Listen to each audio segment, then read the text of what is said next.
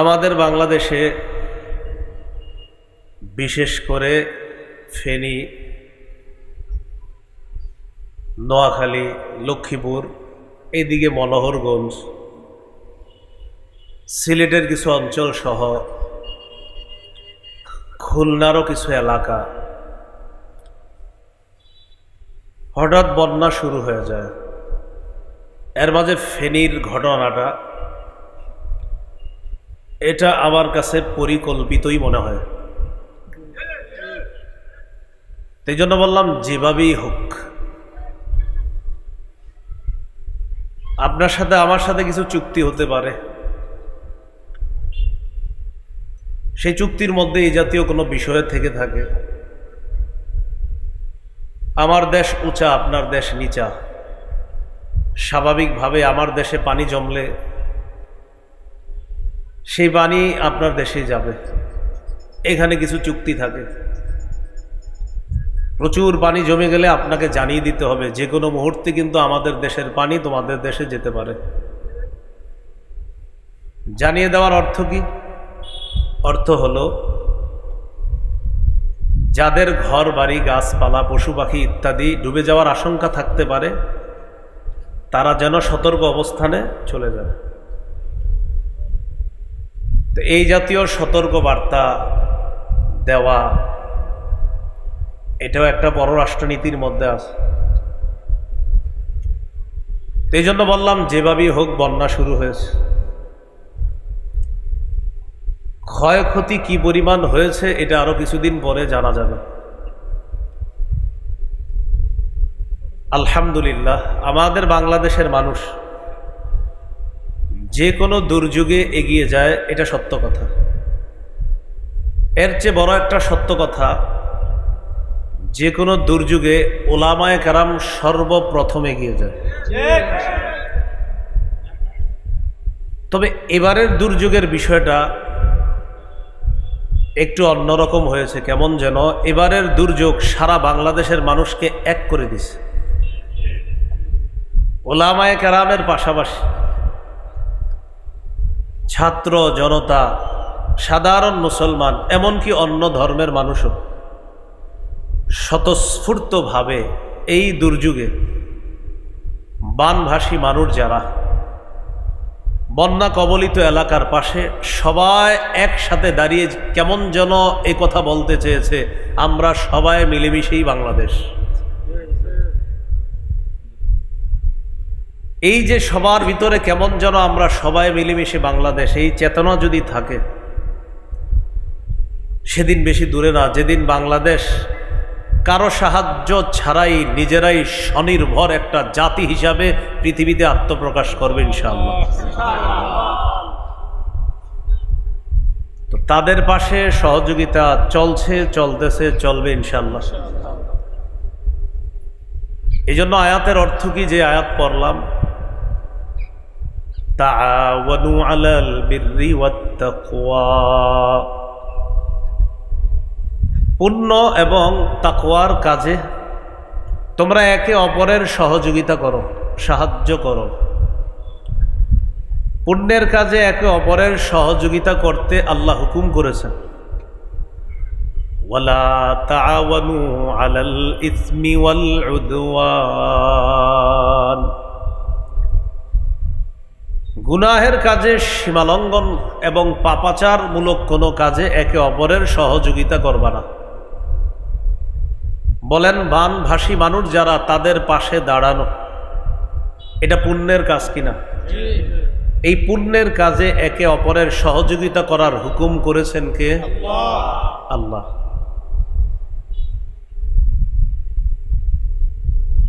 আবু দাউদের বর্ণনা 4944 নম্বর হাদিস। রাসূলুল্লাহ সাল্লাল্লাহু আলাইহি সাল্লাম বলেন, ইন্নাদ-দীনা আন-নাসীহা, একবার, ইন্নাদ-দীনা আন-নাসীহা, দুইবার, ইন্নাদ-দীনা আন-নাসীহা, তিনবার। নবীজি একটি বাক্য কয়বার বললেন? একই বাক্য তিনবার বললেন। অর্থ কি? সবাই আমার সাথে একটু বলেন, তাহলে মনে থাকবে। বলেন, অন্যের কল্যাণ কামনা করাই দিন। অন্যের কল্যাণ কামনা করা দিন। অন্যের কল্যাণ কামনা করাই দিন। তাহলে এক বাক্য তিনবার বললেন। বলেন তো, অন্যের কল্যাণ কামনা করা কি? দিন। সহিহ বুখারীর বর্ণনা 57 নম্বর হাদিস। এই হাদিসের বর্ণনাকারী জারির ইবনু আব্দুল্লাহ রাদিয়াল্লাহু তাআলা আনহু, তিনি বলেন, বায়াতু রাসূলুল্লাহি সাল্লাল্লাহু আলাইহি ওয়াসাল্লাম আলা ইকামিস সালাহ ওয়া ইতাইজ যাকাহ ওয়ান নুসহি লিকুল্লি মুসলিম। জারির ইবনে আব্দুল্লাহ রাদিয়াল্লাহু তাআলা আনহু বলেন, আমি রাসূলুল্লাহ সাল্লাল্লাহু আলাইহি সাল্লামের কাছে বায়াত হলাম এই মর্মে, আমি নামাজ কায়েম করব এই মর্মে নবীজির কাছে বায়াত হলাম। আমি যাকাত আদায় করব এই মর্মে নবীজির কাছে বায়াত হলাম। আমি প্রতিটা মুসলমানের কল্যাণকামী হব এই মর্মে নবীজির কাছে বায়াত হলাম। নামাজ কায়েম করা, যাকাত আদায় করা, প্রতিটি মুসলমানের কল্যাণ কামনা করা, এই শর্তে আমি রাসূল সাল্লাল্লাহু আলাইহি সাল্লামের কাছে বায়াত হলাম। এখানে আমরা সবাই মুসলমান। এক মুসলমান অপর মুসলমানের কল্যাণ কামনা করা, এটা আল্লাহরও নির্দেশনা। রাসূলুল্লাহ সাল্লাল্লাহু আলাইহি সাল্লামও ব্যাখ্যা করে আমাদেরকে এগুলা বুঝিয়ে দিয়েছেন। মরণ পর্যন্ত আমরা প্রত্যেকে একে অপরের এবং প্রত্যেক মুসলমান অপর মুসলমানের কল্যাণকামী হব, এইভাবে যেন আমরা আমাদের জীবনটা কাটাতে পারি। আল্লাহ তৌফিক দান করেন, আমিন। রাসূলুল্লাহ সাল্লাল্লাহু আলাইহি ওয়াসাল্লামের হাদিস থেকে আমরা জানলাম, কল্যাণ কামনা করা এটা দ্বীনের অংশ। কল্যাণ কামনা করা এটা রাসূলের কাছে এক সাহাবী বায়াত হয়েছেন এই শর্তে যে আমি সবার কল্যাণ কামনা করব। এবার আমরা মূল আলোচনায় যাই। মনে করেন এতক্ষণ যেটা বললাম এটা ভূমিকা, মূল আলোচনায় আমরা ঢুকে যাই। মানব সেবার কিছু খাত আছে। মৌলিকভাবে আজকে আপনাদের সামনে আমি 10টি খাতের কথা বলবো। প্রথমে সংক্ষিপ্তভাবে বলি, পরে বিস্তারিত।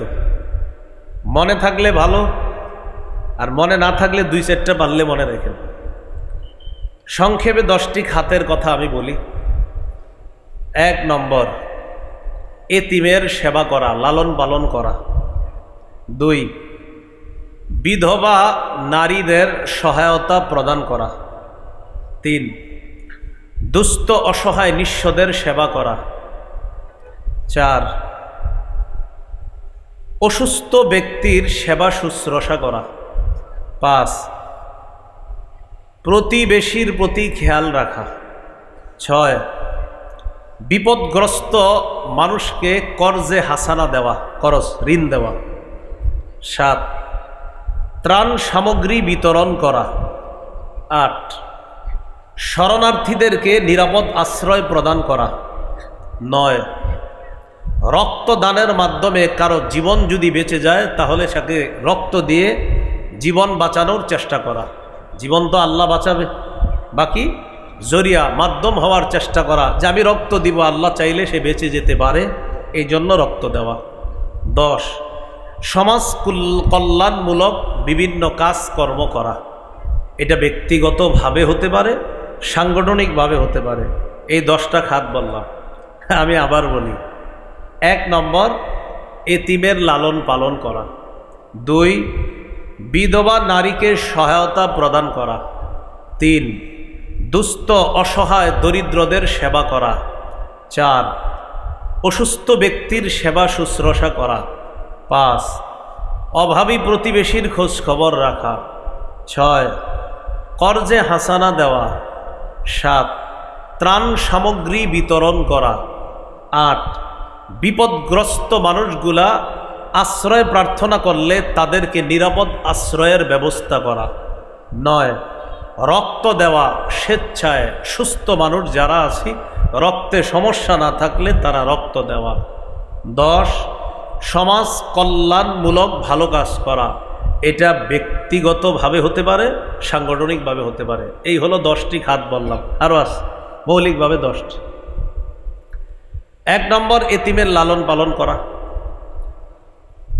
বন্যায় অলরেডি এমন শিশু পাওয়া গিয়েছে যার মা কোথায়, বাবা কোথায়, আত্মীয় স্বজন কোথায়, হয়তো কারো কারো জানা গিয়েছে, কারো কারো এখনো জানা যায় নাই। এবং বন্যা পরিপূর্ণ শেষ হওয়ার পরে জানা যাবে এরকম আরো কত শিশু পাওয়া যায় বা পাওয়া গিয়েছে বা পাওয়া যাচ্ছে। এরা হলো এতিম। এতিমের লালন পালন করা। সূরা বাকারার 83 নম্বর আয়াতে আল্লাহ তাআলা বলেন, লা তা'বুদুনা ইল্লাল্লাহ ওয়া বিল ওয়ালিদাইনি ইহসানা ওয়াদিল কুরবা ওয়াল ইয়াতামা ওয়াল মাসাকিন। তোমরা আল্লাহ ছাড়া কারো ইবাদত করো না। ওয়া বিল ওয়ালিদাইনি ইহসানা, পিতা মাতার প্রতি সদাচরণ করো। ওয়াদিল কুরবা, নিকট আত্মীয়দের প্রতি সদাচরণ করো। ওয়াল ইয়াতামা, এতিমদের প্রতি সদ্ব্যবহার করো। ওয়াল মাসাকিন, অসহায় দরিদ্রদের প্রতি সদ্ব্যবহার করো। আয়াতে এতিমদের কথা বলা হয়েছে। অসহায়দের যখন সেবা করবেন আপনি 1 নাম্বার দেখবেন খাত এসে যাবে এতিমের খাত। সূরা বাকারার 215 নম্বর আয়াতে আল্লাহ তাআলা বলেন, ইয়াসআলুনাকা মাযা ইউনফিকুন, তারা আপনাকে জিজ্ঞাসা করে তারা কি খরচ করবে, কোন খাতে খরচ করবে। তারা আপনাকে জিজ্ঞাসা করে তারা কি খরচ করবে, কোন খাতে খরচ করবে। এই জায়গায় এই তারা দ্বারা উদ্দেশ্য একদল মানুষ, ওই মানুষদের যিনি নেতৃত্ব দিয়েছিলেন তার নাম আমর ইবনুল জামুহ রাদিয়াল্লাহু তাআলা। সাহাবীর নাম কি? আমর ইবনুল জামুহ। তিনি ওই সাহাবী যেই সাহাবী তার একটা পায়ের সমস্যা ছিল। রাসূলুল্লাহ সাল্লাল্লাহু আলাইহি সাল্লামকে বলেছিলেন, ইয়া রাসূলুল্লাহ, আমি যদি জিহাদের ময়দানে গিয়ে শহীদ হই তাহলে কি আমি আমার এই যে ন্যাংরা পা, এই পায়ের পরিবর্তে সুস্থ পা নিয়ে জান্নাতে চলতে পারবো? রাসূলুল্লাহ সাল্লাল্লাহু আলাইহি সাল্লাম বললেন, তুমি যদি জিহাদে যাও আর যদি শহীদ হয়ে যাও তো জান্নাতে তুমি সুস্থ পা নিয়ে চলতে পারবা। তিনি চলে গেলেন, তিনি শহীদ হয়ে গেলেন। শহীদ হওয়ার পর রাসূল সাল্লাল্লাহু আলাইহি সাল্লাম যখন তার সামনে দিয়ে অতিক্রম করলেন, করার পর নবী বললেন, কে এটা? সাহাবীরা বললেন, হুজুর আমর ইবনুল জামুহ এবং তার কয়েকজন সাথী তারা। নবীজি বললেন, হ্যাঁ, আমি দেখতে পাচ্ছি কেমন যেন আমর সুস্থ পা নিয়ে জান্নাতে হাঁটতেছে। জিজ্ঞাসা করলেন, ইয়া রাসূলুল্লাহ, কোন খাতে খরচ করব, কি খরচ করব?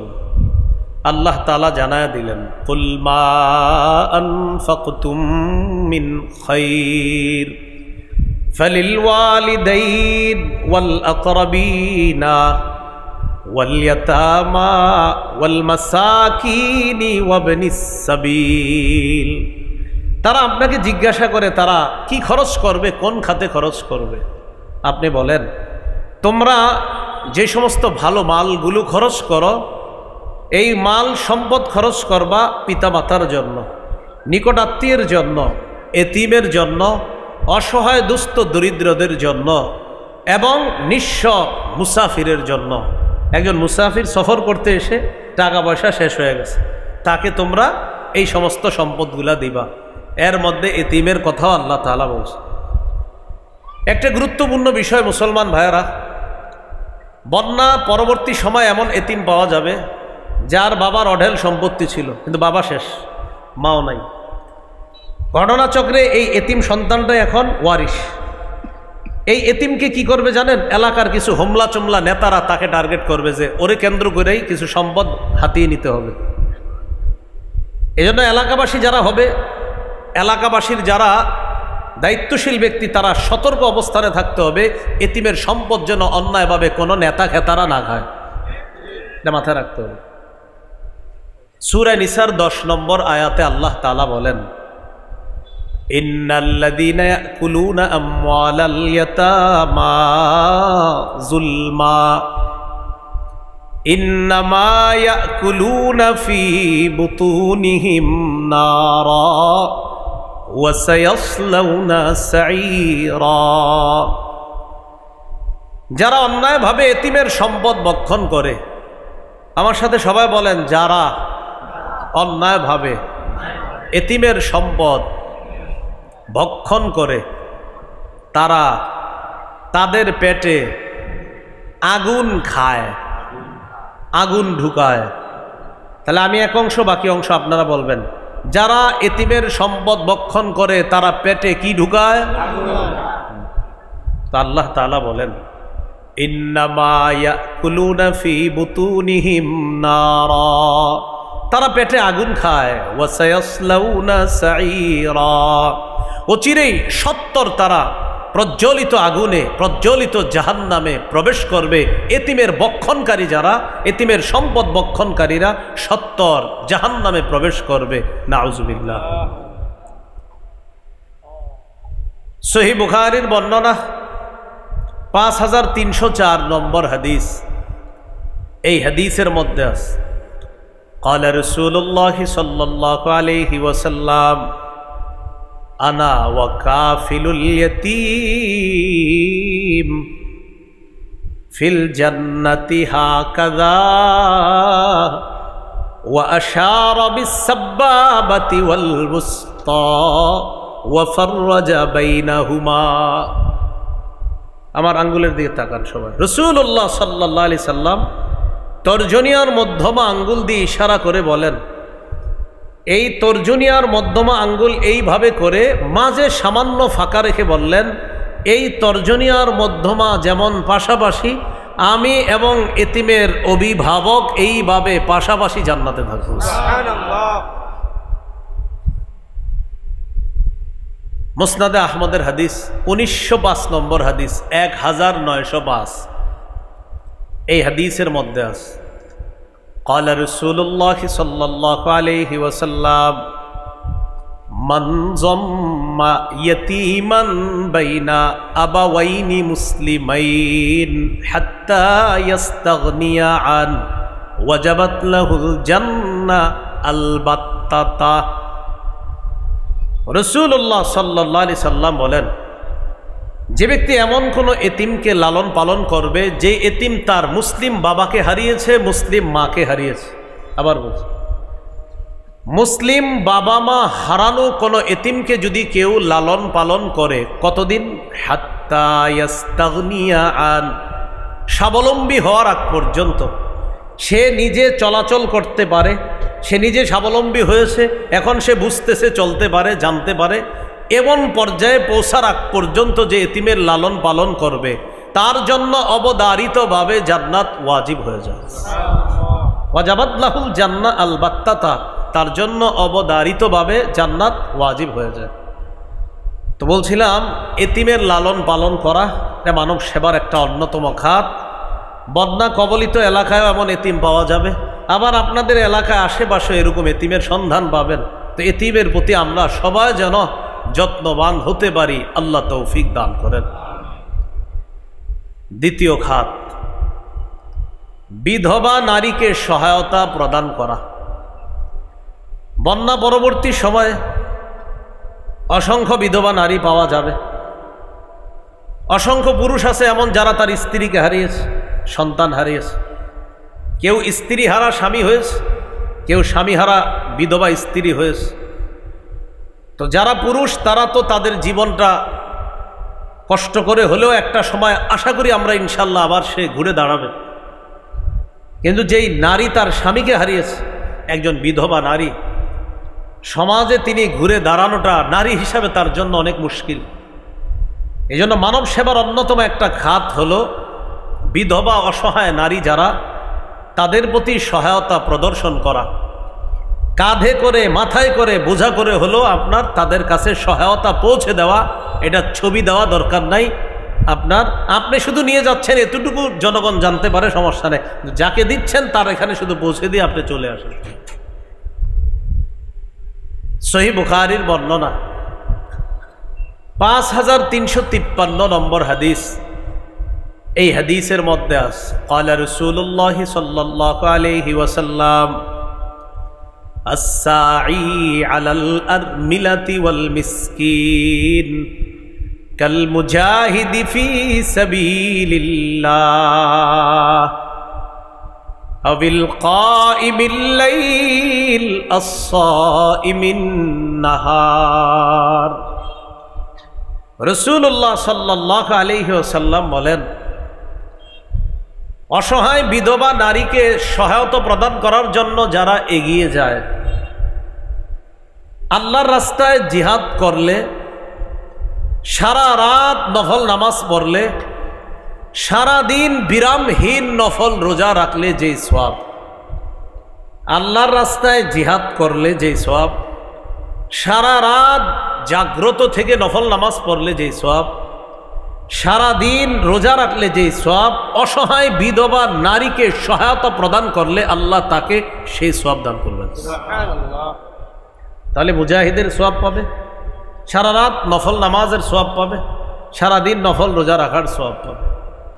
বিধবা অসহায় নারী যারা, তাদের প্রতি যেন আমরা সহায়তা প্রদর্শন করতে পারি, সহায়তা প্রদান করতে পারি, তাদের পর্যন্ত যেন আমরা সুন্দরভাবে তারা যা যা প্রাপ্য এগুলা পৌঁছে দিতে পারি, এই হাদিয়া তাদের কাছে সুন্দরভাবে আল্লাহ পৌঁছে দেওয়ার তৌফিক দান করে। মানব সেবার তৃতীয় খাত, রোগীর সেবা শুশ্রূষা করা। বন্যা কবলিত মানুষগুলার জন্য সবচাইতে যেই জিনিসটা দরকার কিন্তু পাচ্ছে না, সেটা হলো স্বাস্থ্যসেবা। কিভাবেই পাবে বলেন? একজন ডাক্তার তো আর হসপিটালটা নিয়ে এখানে আসতে পারে না, সর্বোচ্চ আপনার কিছু নিয়ে ব্যাগে নিয়ে চলে আসবে। কিন্তু আপনার একটা রোগীর জন্য যা যা দরকার, কত কিছু প্রয়োজন, এগুলো সব নিয়ে একজন ডাক্তারের পক্ষেও যাওয়া সম্ভব না। তো যতটুকু পারা যায় তাদের স্বাস্থ্য সেবা নিশ্চিত করা, এটা কিন্তু দায়িত্ব কর্তব্য। এই ব্যানারের উপরে যে সমাজ কল্যাণমূলক লেখা, এটা তাদেরও দায়িত্ব কর্তব্য যে তারাও খুঁজে খুঁজে এই মনোহরগঞ্জের কারা স্বাস্থ্য সেবা পাচ্ছে না, তাদের কাছে এই স্বাস্থ্য সেবা পৌঁছে দেওয়া, এটাও তাদের দায়িত্ব কর্তব্য হয়ে যায়। তিরমিজির বর্ণনা 2737 নম্বর হাদিস, 2737 নম্বর হাদিস। এই হাদিসের মধ্যে আছে ক্বালা রাসূলুল্লাহ সাল্লাল্লাহু আলাইহি ওয়াসাল্লাম লিল মুমিনি আলাল মুমিনি সিত্তু খিসাল। সবাই মিলেমিশে বলেন, একজন মুসলমানের উপর অপর মুসলমানের জন্য 6টি হক রয়েছে। কয়টি হক রয়েছে ভাই? 6টি। এবার একটি একটি করে আমি বলি, মন দিয়ে শুনেন। ইয়াউদুহু ইদা মারিদা, কোন মুসলমান অসুস্থ হলে তাকে দেখতে যাওয়া, এটা আমার উপর কর্তব্য, আরেক মুসলমান আমার কাছে এই হক পাওনা। 2 নাম্বার, ওয়াশহাদুহু ইদা মাতা, কোন মুসলমান মারা গেলে তার কাফন দাফনে অংশগ্রহণ করা, এটা একজন মুসলমানের দায়িত্ব কর্তব্য, আরেক মুসলমান আমার আপনার কাছে এটা পাওনা। 3 নম্বর, ওয়ায়ুজিবুহু ইদা দাআ, কোন মুসলমান দাওয়াত দিলে ওজন না থাকলে তার দাওয়াত গ্রহণ করা। বিসমিল্লাহ। কোন মুসলমান দাওয়াত দিলে ওজর না থাকলে তার দাওয়াত গ্রহণ করা। 4 নাম্বার, ওয়ায়ুসাল্লিমু আলাইহি ইদা লাকিয়া, কোন মুসলমানের সাথে সাক্ষাৎ হলে তাকে সালাম দেওয়া। আমাদের সমাজে আবার আমরা মুরব্বী পর্যায়ের বা একটু বয়স্ক পর্যায়ের যারা আছি, সবাই না, সবার একটা অভিযোগ থাকে, তোমার ছেলে সালাম দেয় না। তোমার ছেলে সালাম দেয় না, অথবা হুজুর আপনার মাদ্রাসার এই ছোট্ট পোলাপানগুলা ডেলি আমার সামনে দিয়ে যায়, আমাকে সালাম দেয় না, এরকম একটা অভিযোগ থাকে। এই জাতীয় অভিযোগ আপনাদেরকে কেউ করলে আপনি বলবেন আপনি দিছেননি। যদি কেউ বলে তোমার ছেলেটা আমাকে সালাম দেয় না, আপনি বলবেন আপনি আমার ছেলেকে সালাম দিছেননি একদিনও? না, কেন দেন নাই? আমি ডেলি এইভাবে ভাব ধরে থাকতাম তোমার ছেলে আমার সালাম দিবে, এই জন্য। আপনাকে অভিযোগ করতে পারে আমি মসজিদের সামনে বসা, তোমার ছেলেটা কত দেখে আমাকে সালাম দেয় না। আবার অভিযোগ করতে পারে আমি বাজারে যাচ্ছিলাম, তোমার ছেলেটা দেখলাম দোকানের সামনে বসা, আমাকে সালাম দেয় না। আপনি বলবেন হাদিসে আসছে যিনি হাঁটবে তিনি বসা ব্যক্তিকে সালাম দেবে, আমার ছেলে তো বসা ছিল, আপনি হাঁটা অবস্থায় সালামটা কেন দিলেন না?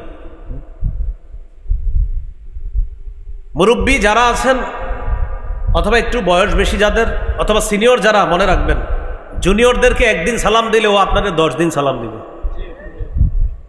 ওরে আপনি একদিন সালাম দেন, আসসালামু আলাইকুম রহমতুল্লাহ, ও আপনাকে খুঁজে খুঁজে খালি সালাম দিবে, আসসালামু আলাইকুম কাকা ভালো আছেন? ভাই আপনি একদিন সালাম দিছেন, আসলে সালাম দিছেন মানে ওরে শিখিয়ে দিলেন যে একজন মুসলমান আরেকজন মুসলমানের সাথে সাক্ষাৎ হলে সালাম দিতে হয়। তাহলে সালামের অপেক্ষায় থাকবো না সালাম দিব? সবাই সালামের অপেক্ষায় থাকবো না সালাম দিব? বলেন ইনশাআল্লাহ। তাহলে আগে সালাম দিব। আল বাদি বিস সালাম বারিউম মিনাল কিবর, যে প্রথমে সালাম দিবে সে অহংকার থেকে মুক্ত হয়ে যায়। সুবহানাল্লাহ। তো 4 নাম্বার, ওয়ায়ুসাল্লিমু আলাইহি ইদা লাকিয়া, কোন মুসলমানের সাথে সাক্ষাৎ হলে তাকে সালাম দিবে, মুসলমানকে সালাম দিবে। আল্লাহ আমাদের সকলকে এই হকগুলো আদায় করার তৌফিক দান করেন। ওয়ায়ানসাহু লাহু ইদা গাবা আও শাহিদা, কোন মুসলমান যদি অনুপস্থিত থাকে অথবা উপস্থিত থাকে তার কল্যাণ কামনা করা। কোন মুসলমান উপস্থিত থাকে অথবা অনুপস্থিত থাকে তখন তার কল্যাণ কামনা করা। তাহলে আমরা সবাই আরেক মুসলমানের কল্যাণ কামনা করব, তিনি উপস্থিত থাকলেও তার কল্যাণ কামনা করব, অনুপস্থিত থাকলেও তার কল্যাণ কামনা করব। 6 নাম্বার, ওয়ায়ুশাম্মিতুহু ইদা আতাসা, কোন মুসলমান হাঁচি দিলে হাঁচি দেওয়ার পর দেখবেন বলবে আলহামদুলিল্লাহ, আপনি জবাবে বলবেন ইয়ারহামুকাল্লাহ। মনে থাকবে ইনশাআল্লাহ। এই 6টি হক, এর মধ্যে একটা হক হলো ইয়াউদুহু ইদা মারিদা, কোন মুসলমান অসুস্থ হলে তাকে দেখতে যাওয়া। সহিহ বুখারীর বর্ণনা 5373 নম্বর হাদিস। এই হাদিসের মধ্যে আছে قال رسول الله صلى الله عليه وسلم أطعموا الجائع, রাসূলুল্লাহ সাল্লাল্লাহু আলাইহি ওয়াসাল্লাম বলেন তোমরা ক্ষুধার্তকে খাওয়াও। ওয়াউদুল মারিদা, অসুস্থ ব্যক্তিকে সেবা শুশ্রূষা করো, দেখতে যাও। ওয়াফুকুল আনিয়া, নিরপরাধ বন্দীদেরকে ছুটানোর ব্যবস্থা করো। নিরপরাধ কয়েদিদেরকে ছুটানোর ব্যবস্থা করো। এমনও কয়েদি পাবেন আপনি 15-16 বছর জেলখানায়, সে নিজেও জানে না সে কেন জেলে। আপনি জিজ্ঞাসা করবেন, সে নিজেও জানে না। তো নিরপরাধ যারা তাদেরকে ছুটানোর ব্যবস্থা করা। প্রিয় এলাকাবাসী, আপনাদের প্রতি আমার একটা আবদার থাকবে, বাস্তবিক অর্থে যারা নিরপরাধ তিনি যেই দলেরই হোক তাকে এলাকাবাসী মিলেমিশে সেভ করার চেষ্টা করবেন, বাস্তবিকই যদি উনি নিরপরাধ হয়। আর বাস্তবিক অপরাধী যারা, তারা যেন তাদের অপরাধের শাস্তি হওয়ার পর তারা পবিত্র হতে পারে, এটার জন্য চেষ্টা করা। মূল কথা, অপরাধী যেন তার অপরাধের শাস্তি পাওয়ার পর পবিত্র হয়, আর নিরপরাধ কোনো মানুষ যেন অযথা হয়রানির শিকার না হয়। তাহলে নিরপরাধরা অযথা হয়রানির শিকার যেন না হয়, এই বিষয়গুলো খেয়াল রাখা। তো রাসূলুল্লাহ সাল্লাল্লাহু আলাইহি সাল্লাম 3টি হুকুম করলেন। 1 নাম্বার, ক্ষুধার্ত যারা তাদেরকে খাওয়াও। 2 নাম্বার, অসুস্থ ব্যক্তি তাদের সেবা শুশ্রূষা করো। 3 নাম্বার, নিরপরাধ যারা তাদেরকে ছুটানোর ব্যবস্থা করো। সহিহ মুসলিমের একটি হাদিস শোনায় আপনাদেরকে, 2568 নম্বর হাদিস, 2568 নম্বর হাদিস। এই হাদিসের মধ্যে আছে قال رسول الله صلى الله عليه وسلم من عاد مريضا লাম ইয়াজাল ফি খুরফাতিল জান্নাতি হাত্তা ইয়ারজিআ। নবীজি বলেন, কোন মানুষ যখন কোন অসুস্থ ব্যক্তির সেবা শুশ্রূষা করতে যায়, তাকে দেখতে যায়, অসুস্থ ব্যক্তির ওই স্থান থেকে ফিরে আসার আগ পর্যন্ত যেই ব্যক্তি অসুস্থ ব্যক্তিকে দেখতে যায়, রোগীর কাছ থেকে ফিরে আসার আগ পর্যন্ত সে জান্নাতের ফলের বাগানে ঘুরে বেড়ায়। ফি খুরফাতিল জান্নাত, সে জান্নাতের ফলের বাগানে থাকে। সাহাবীগণ প্রশ্ন করলেন, ওয়ামা খুরফাতুল জান্নাতি ইয়া রাসূলুল্লাহ, হুজুর জান্নাতের খুরফা আবার কি জিনিস? নবী বললেন, জান্নাতের খুরফা হলো জান্নাতের ফল, ফলাদি।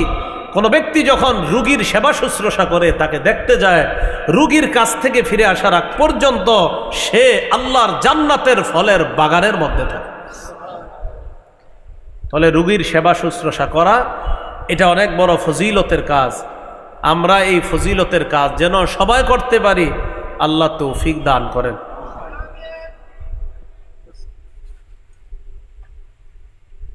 রাসূলুল্লাহ সাল্লাল্লাহু আলাইহি ওয়াসাল্লামের আরেকটি হাদিস আমরা শুনি। নবীজি সাল্লাল্লাহু আলাইহি ওয়াসাল্লাম বলেন, কিয়ামতের ময়দানে আল্লাহ তাআলা বলবেন, কোথায় ভাই? কিয়ামতের ময়দানে আল্লাহ তাআলা ঘোষণা করবেন, ইয়া আদম, হে আদম সন্তান, মারিতু ফালাম তাউদনি, আমি অসুস্থ হয়েছি, তুমি আমাকে দেখতে আসো নাই। আল্লাহ বলবে, ক্বালা ইয়া রাব্বি কাইফা আউদুকা ওয়া আনতা রাব্বুল আলামিন, আল্লাহ আপনাকে কিভাবে দেখতে যাব? আপনি না বিশ্বজগতের রব, আপনি কি অসুস্থ হন নাকি? আমি আপনাকে কিভাবে দেখবো? আল্লাহ, আপনি তো বিশ্বজগতের রব, আপনি তো অসুস্থ হন না। আল্লাহ তাআলা বলবেন, আমা আলিমতা আন্না আব্দি ফুলানান মারিদাফ, তুমি কি জানো না আমার অমুক বান্দা অসুস্থ হয়েছে? ফালাম তাউদহু, তুমি তাকে দেখতে যাও নাই। আমা আলিমতা আন্না কালাম লাউ উত্তাহু, তুমি যদি আমার ওই বান্দাকে দেখতে যাইতা, লাওয়াজাত্তানি ইনদাহু, আমার ওই অসুস্থ বান্দার কাছে আমি আল্লাহকেই খুঁজে পেয়ে যাইতাম। আমি অসুস্থ হয়েছি, তুমি দেখতে আসো নাই। বান্দা বলবে, আল্লাহ আপনি বিশ্ব জগতের রব, আপনাকে কিভাবে দেখতে যাব? আপনি কি অসুস্থ হন? আল্লাহ তাআলা বলেন, আমা আলিমতা আন্না আব্দি ফুলানান মারিদা ফালাম তাউদহু, তুমি কি জানো না আমার অমুক বান্দা অসুস্থ হয়েছে, তুমি তাকে দেখতে যাও নাই। আমা আলিমতা আন্নাকা লাউ উত্তাহু লাওয়াজাত্তানি ইনদাহু, তুমি কি জানো না যদি ওই বান্দার কাছে তুমি তাকে দেখতে যাইতা, তার সেবা শুশ্রূষা করার জন্য যাইতা, তাহলে তার কাছেই আমি আল্লাহকে খুঁজে পাইতাম। সুবহানাল্লাহ। রোগীর সেবা শুশ্রূষা যেন আমরা করতে পারি, আল্লাহ তৌফিক দান করেন। এই গেল মানব সেবার ৩ নম্বর খাত। মানব সেবার ৪র্থ খাত,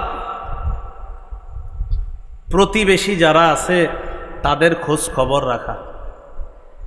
বন্যা কবলিত এমন মানুষ আছে যাদের প্রতিবেশীরা মাশাআল্লাহ অনেক কোটিপতি, হয়তো শহরে বা কোথাও থাকে।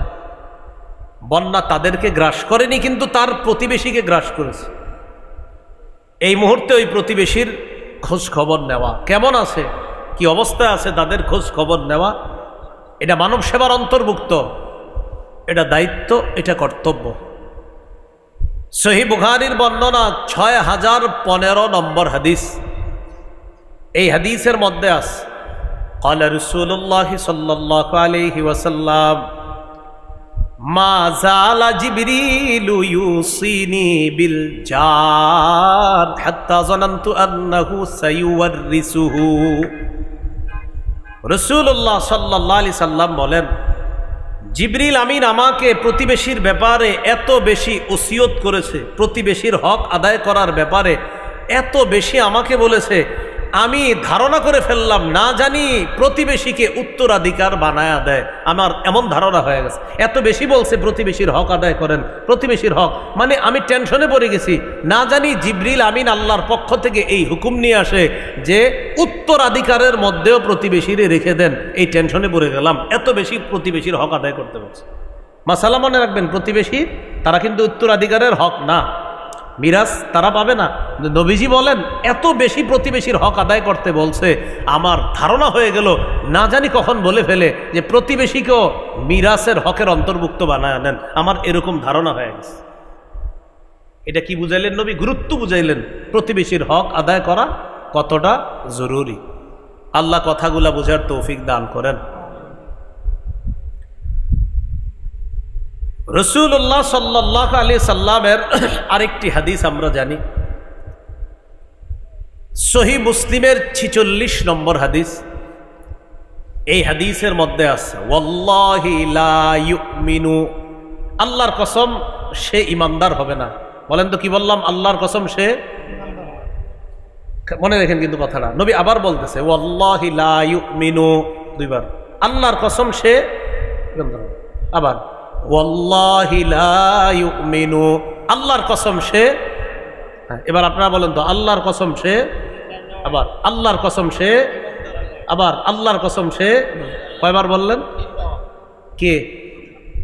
আপনারা বলেন কে? সাহাবীরা প্রশ্ন করলেন কিলা মান ইয়া রাসূলুল্লাহ, হুজুর কে? এই যে বললেন না সে, সাহাবীরা বললেন হুজুর কে?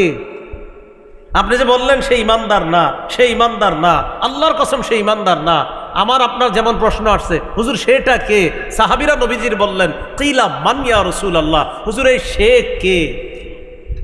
তখন রাসূলুল্লাহ সাল্লাল্লাহু আলাইহি সাল্লাম বললেন আল্লাযী লা ইয়ামানু জারুহু বাওয়াইকা, যার প্রতিবেশী তার অনিষ্টতা থেকে নিরাপদ না, যার প্রতিবেশী তার অনিষ্টতা থেকে, আমার প্রতিবেশী আমার অনিষ্টতা থেকে নিরাপদ যদি না হয়, আমার প্রতিবেশী আমার অনিষ্টতা থেকে যদি নিরাপদ না হয়, নবীজি বলেন আল্লাহর কসম সে ইমানদার না, আল্লাহর কসম সে ইমানদার না, আল্লাহর কসম সে ইমানদার না। পাশাপাশি দুই ঘর, রাতের বেলা এক চালের উপরে নারিকেল পড়ছে হয়তো, এটা নিয়ে সকালে ঝগড়া শুরু এসা পর্যন্ত। আর কি আশ্চর্য কথা,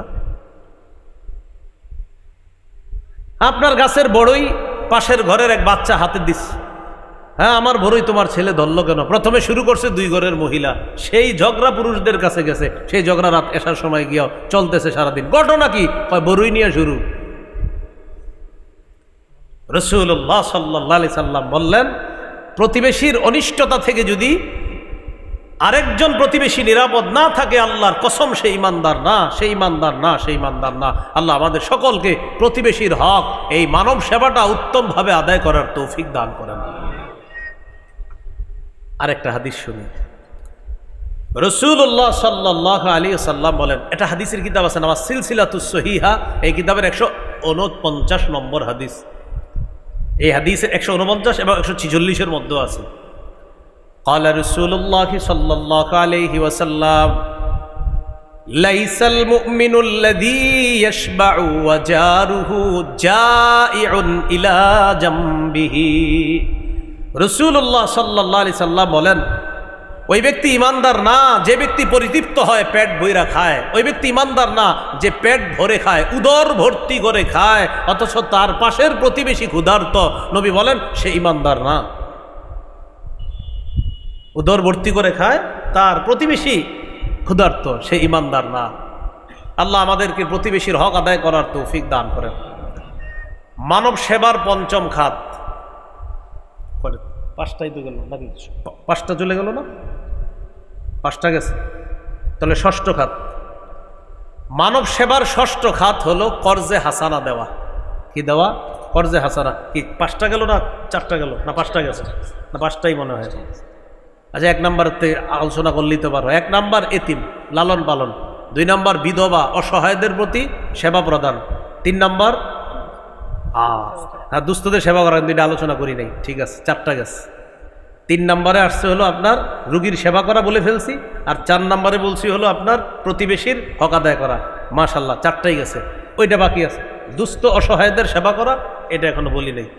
কি বুঝলাম না, আপনারা শ্রোতা না আমার ছাত্ররা তো মনে রাখে, আপনারা মনে রাখেন না কেন? মাঝে মাঝে মনে করাই দিবেন না, সামনে থেকে একটু মনে রাখবেন, ঠিক আছে ইনশাল্লাহ। খাতা কলম নিয়ে উনি লিখতেছে সবে, উনি আবার দিকে দিকে বলতেছে। মাশাল্লাহ, আপনার বিষয়টা ভালো লাগছে, আল্লাহ আপনারে বরকত দান করেন। হ্যাঁ। একটা বাকি আছে, সেটা হলো অসহায় দুস্থদের সেবা সহযোগিতা করা। আলহামদুলিল্লাহ, এটা তো চলতেছে। উলামায়ে কেরাম স্বতঃস্ফূর্তভাবে সেবা প্রদান করতেছে। এই ব্যাপারে কিছু দলিল নিয়ে আমরা সূরা বালাদের 14 থেকে 16 নম্বর আয়াত, সূরা বালাদটা 30 নম্বর পারা একটা সূরা। আল্লাহ তাআলা নবীজিরে জানায় দেয়, হাবিব আপনি আপনার উম্মতকে জানায় দেন, জান্নাতের ঘাটি যদি তারা অতিক্রম করতে চায়, জান্নাতের ঘাটি, তো তাদেরকে কিছু আমল আছে, এর মধ্যে কিছু আমল জানায় দেন যে জান্নাতের ঘাটি অতিক্রম করার অন্যতম কিছু খাত আছে। সেটা কি? আল্লাহ তাআলা বলেন, আও ইতআমুন ফি ইয়াউমিন যী মাসগাবা ইয়াতীমান যা মাকরাবা আও মিসকিনান যা মাতরাবা। ক্ষুধার দিনে ইতআম খাওয়ানো, ক্ষুধার দিনে খাওয়ানো। ইয়াতীমান যা মাকরাবা, ইতিমকে খাওয়ানো, নিকট আত্মীয়কে খাওয়ানো। আও মিসকিনান যা মাতরাবা, ভুলুণ্ঠিত অভাবগ্রস্তকে খাওয়ানো মানে জান্নাতের ঘাটি অতিক্রম করা। ক্ষুধার দিনে খাওয়ানো। বলেন, এখন ক্ষুধার দিন চলতেছে, আহারে তাদের ক্ষুধার্ত অবস্থা চলতেছে, এই ক্ষুধার দিনে খাওয়ানো, এতিমকে খাওয়ানো, অসহায়কে খাওয়ানো, ভুলুণ্ঠিত অভাবগ্রস্তকে খাওয়ানো মানে হলো জান্নাতের ঘাটি অতিক্রম করা। সূরা মুদ্দাসসিরের 42 থেকে 44 নম্বর আয়াতে আল্লাহ তাআলা বলেন, জান্নাতীরা জাহান্নামীদেরকে বলবে, মা সালাকাকুম ফি সাকার, আচ্ছা তোমাদেরকে কোন জিনিস সাকর নামক জাহান্নামে প্রবেশ করালো? তারা জবাব দিবে, ক্বালু লাম নাকু মিনাল মুসাল্লিন, আমরা নামাজ পড়তাম না, এই জন্য আজকে এই জাহান্নামে আছে। নাউজুবিল্লাহ। ওয়ালাম নাকু নুতঈমুল মিসকিন, আমরা অসহায়দেরকে খাওয়াইতাম না, দুস্থ নিঃস্ব যারা তাদের খাবারের ব্যবস্থা করতাম না, তাই আজকে আমাদের এখানে অবস্থান। প্রিয় ভাইয়ারা, দুস্থ অসহায় যারা, তাদের যতদিন পর্যন্ত এরকম অবস্থা চলতে থাকবে ইনশাল্লাহ ততদিন আমরা সহযোগিতার হাত অব্যাহত রাখবো ইনশাল্লাহ। তাহলে জান্নাতের ঘাটি অতিক্রম করা আর জাহান্নাম থেকে মুক্তি পাওয়ার একটা অন্যতম কারণ হলো আপনার অসহায়দেরকে খাওয়ানো। আবার জাহান্নামে যাওয়ার কারণ অসহায়দেরকে না খাওয়ানো, তাদের প্রতি খেয়াল না রাখা। আল্লাহ হেফাজত করেন। সহিহ বুখারীর 12 নম্বর হাদিস, এই হাদিসের মধ্যে আছে, এক ব্যক্তি রাসূলুল্লাহ সাল্লাল্লাহু আলাইহি সাল্লামকে প্রশ্ন করলেন, আইয়ুল ইসলামি খায়রুন ইয়া রাসূলুল্লাহ, ওগো আল্লাহর নবী, আমি আপনার কাছে জানতে চাই ইসলামের কোন শিষ্টাচারটা সবচাইতে উত্তম, ইসলামের কোন রীতিনীতিটা সবচাইতে উত্তম? فقال رسول الله صلى الله عليه وسلم تطعم الطعام, অসহায় যারা ক্ষুধার্ত তাদেরকে খাবার খাওয়ানো, এটা ইসলামের শ্রেষ্ঠ রীতিনীতির অন্তর্ভুক্ত। অসহায়দেরকে খাওয়ানো এটা ইসলামের শ্রেষ্ঠ একটা রীতিনীতির অন্তর্ভুক্ত। অসহায় দুস্থ যারা, তাদের পাশে যেন আমরা সবাই মিলেমিশে দাঁড়াতে পারি, আল্লাহ তৌফিক দান করেন। 6 নম্বর, কর্জে হাসানা। অনেক মানুষ, অনেক ব্যবসায়ীরা কোটি কোটি টাকা লস খাইছে। আজকে জানলাম, আজকে জানলাম ফেনীর একজন 8 কোটি টাকার একটা ব্যবসা, আপনার মাছের ব্যবসা, 8 কোটি টাকা, বাস শেষ, মানে লস, পুরাটাই লস। কিছুদিন আগেও যদি উনি মাছগুলো বেচতে পারতো, ওনার ভাষ্য অনুযায়ী, আরেকজন বললেন তাও 5 কোটি টাকা বেচতে পারত। তো যাই হোক, এখন সব শেষ। তো এই জাতীয় আমরা একজনের ব্যাপারে শুনলাম, আরো কত মানুষ আছে এমন। এখন হলো ধনী প্রতিবেশী যারা, তারা চাইলে তাদেরকে একটা হলো সহায়তা প্রদান করা, আরেকটা হলো তাদেরকে কর্জে হাসানা দেওয়া, উত্তম ঋণ দেওয়া, যে তুমি ইনশাল্লাহ যতদিন পর্যন্ত ঘুরে দাঁড়াতে না পারো চেষ্টা করো, কিছু টাকা পয়সা খরচ দিলাম, তুমি ইনশাল্লাহ আবার ঘুরে দাঁড়াতে পারলে আমার এই টাকাগুলা পরিশোধ করে দিবা। এটা কর্জে হাসানা। হ্যাঁ, সুদমুক্ত ভাবে, সুদ ছাড়া, মাশাআল্লাহ, হ্যাঁ সুদ ছাড়া ঋণ দিতে হবে, হ্যাঁ এরকম বলা। ইবনে মাজার বর্ণনা 2430 নম্বর হাদিস, 2430, এই হাদিসের মধ্যে আছে, ক্বালা রাসূলুল্লাহ সাল্লাল্লাহু আলাইহি ওয়াসাল্লাম, মা মিন মুসলিমিন ইউকরিজু মুসলিমান কারজান মাররাতাইন ইল্লা কানা কাসাদাকাতিহা মাররাতান। কোন মুসলমান যদি আরেক মুসলমানকে 2 বার কর্জে হাসানা দেয়, কোন মুসলিম যদি অপর মুসলমানকে 2 বার কর্জে হাসানা দেয়, কর্জে হাসানা মানে করজ দেওয়ার পর আবার সেটা ফেরত পাবে, নবী বলেন যে টাকা দেওয়ার পর আবার ফেরত পায় এমন 2 বার যদি কর্জে হাসানা দেয়, একবার এই টাকাগুলা সদকা করার সওয়াব আল্লাহ তাকে দিয়ে দিবেন। আপনি কিন্তু সদকা করেন নাই, সদকা মানে কি যেটা করছেন আর পাবেন না, কিন্তু কর্জ মানে যেটা দিচ্ছেন পেয়ে যাবেন। কিন্তু এই কর্জ 2 বার দিচ্ছেন আপনি এই 2 বার কর্জ দেওয়ার কারণে যতটুকু টাকা কর্জ দিলেন আবার পাবেন। নবীজি বলেন মাঝখান দিয়ে তুমি একটা সদকারও সওয়াব পেয়ে যাবে। তবরানীর একটা বর্ণনায় আসছে কুল্লু কর্জিন সাদাকাতুন, প্রত্যেকটা কর্জে হাসানার মধ্যে সদকা করার সওয়াব আছে। সুবহানাল্লাহ। তো এই জন্য বিত্তশালী যারা আছে, এক তো সহায়তা প্রদান করছে আলহামদুলিল্লাহ, আরেকটা হলো বড় বড় ব্যবসায়ী যারা, পাশাপাশি 2 জন ব্যবসায়ী, একজন লস খেয়ে গেছে তো আরেকজন তাকে এরকম কর্জে হাসানা দিতে পারে, এই ব্যাপারে ইসলাম উৎসাহিত করেছে। আল্লাহ কথাগুলা গুরুত্ব সহকারে দেওয়ার তৌফিক দান করেন। 7 নম্বর খাত, ত্রাণ বিতরণ করা। এটা চলতেছে। ত্রাণ শব্দটা আপনারা যখন বিতরণ করবেন তখন আপনারা বলবেন আমরা তাদের কাছে হাদিয়া পৌঁছে দিলাম, আর যাদেরকে দিচ্ছি তাদের ছবি তোলা অতটা দরকার নাই। দেখেন অনেক সময় এমনও মানুষ থাকে ওখানে যিনি আসলে কিছুদিন আগে কোটিপতি ছিল, লাখপতি ছিল, এই বেচারাও আপনার কাছ থেকে আজকে পরিস্থিতির শিকার এই জিনিসগুলো গ্রহণ করতেছে, তো উনি না লজ্জা পায় যখন ওনার ছবিটা আপনি তোলেন।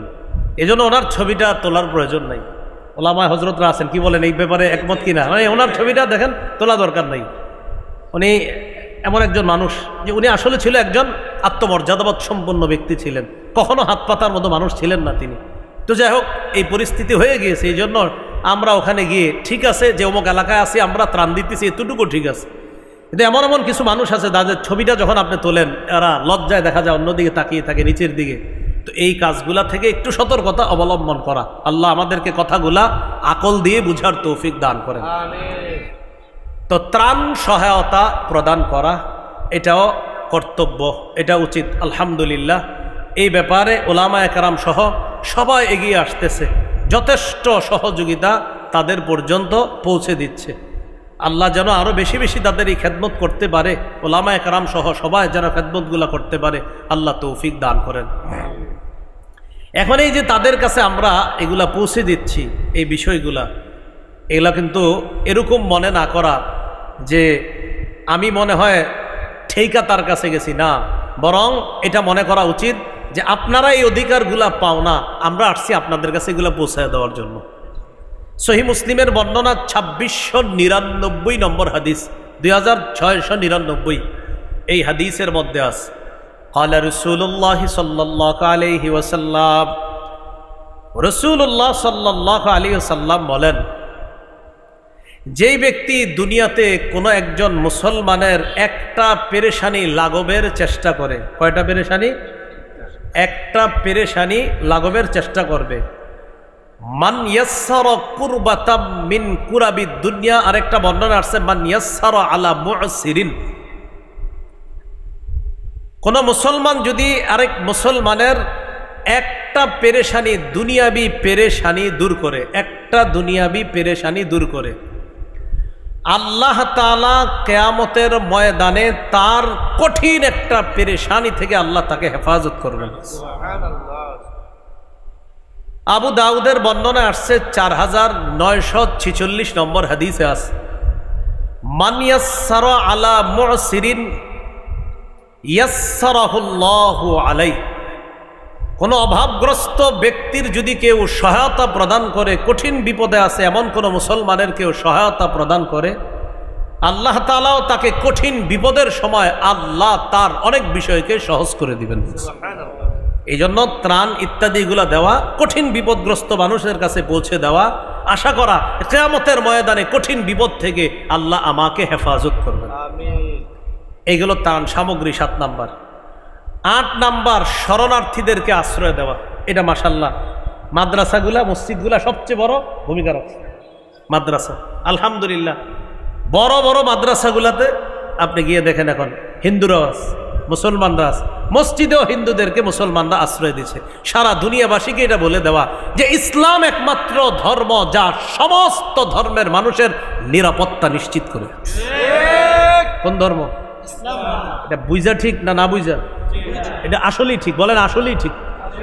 ইসলাম একমাত্র ধর্ম যেটা সারা পৃথিবীর সব ধর্ম বর্ণ সবার জাতি নির্বিশেষ সবার নিরাপত্তা নিশ্চিত করে, এটার নাম কি? এজন্য কোন দেশের রাষ্ট্র ধর্ম যদি ইসলাম হয়ে যায়, এর মানে সকল ধর্মের মানুষগুলা নিরাপত্তার চাদরে চলে আসবেই ইনশাআল্লাহ। কথাটা মনে মন দিয়ে শোনেন নাই, কি বললাম? কোন দেশের কি ধর্ম? আমাদের দেশের রাষ্ট্রীয় ধর্ম তো ইসলামী, এটা না, যেটা আছে এখন এরকম না। বলেন ইসলামী হুকুমত, কোরআনের আইন যদি চালু হয়ে যায়, তাহলে সব ধর্মের বর্ণের মানুষগুলা নিরাপত্তা পাবে ইনশাল্লাহ। যে আল্লাহর কাছে দোয়া করবো, আল্লাহ আমরা সবাই যেন নিরাপদে থাকতে পারি, এই জন্য আল্লাহ আপনি রসুল সাল্লাল্লাহু আলাইহি সাল্লামের সেই শাসন ব্যবস্থা আমাদের দেশে কায়েম করে দেন। পুরাটা বাংলা একসাথে মিলিয়ে করবেন, আল্লাহ আমরা সবাই যেন শান্তিতে থাকতে পারি। এটা হিন্দুদেরকে বুঝাবেন, অন্য ধর্মের মানুষদেরকে বুঝাবেন যে রাসূলুল্লাহ সাল্লাল্লাহু আলাইহি সাল্লামের আদর্শ যখন দেশে বাস্তবায়ন হয়ে যাবে, তোমরাও নিরাপদ থাকবা, আমরাও নিরাপদ থাকব। আবু দাউদের বর্ণনা 4941 নম্বর হাদিস, এই হাদিসের মধ্যে আছে, বলছিলাম শরণার্থী যারা তাদেরকে নিরাপত্তা দেওয়া, নিশ্চিত করা, তাদের প্রতি দয়া প্রদর্শন করা। ক্বালা রাসূলুল্লাহ সাল্লাল্লাহু আলাইহি ওয়াসাল্লাম ইরহামু মান ফিল আরদ ইয়ারহামকুম মান ফিস সামা। দুনিয়াবাসীর প্রতি তোমরা দয়া করো, আসমান ওয়ালা তোমাদের প্রতি দয়া করবে। সহিহ বুখারীর বর্ণনা 7273 নম্বর হাদিস, 7273 7273 এই হাদিসের মধ্যে আছে। ক্বালা রাসূলুল্লাহ সাল্লাল্লাহু আলাইহি ওয়াসাল্লাম লা ইয়ারহামুল্লাহ মান লা ইয়ারহামুন নাস।